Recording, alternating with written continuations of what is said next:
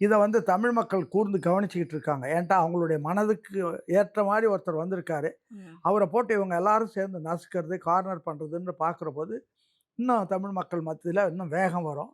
வேகம் வந்து சப்போஸ் ஒரு வேள ஒண்ணும் முடியாம ஆட்சிய கலைச்சிட்டு திரும்ப நடத்துனா, குறைஞ்சது 200 சீட்டு வருவாரு.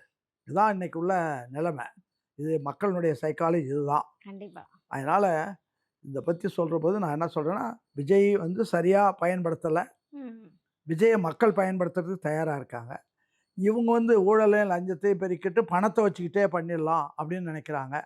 பணம் எவ்வளவு நீங்க குடுத்தாலும் அதையும் வாங்கிட்டு, உங்களுக்கு காலி பண்றதுக்கு தான் அவங்க தயார். 2 பேரும் கணக்கு போட்டாங்க. இவரு 200 சீட்டு வரும்னு திமுக சொல்லுச்சு. அவரு அதிமுக 210 வரும்னாங்க.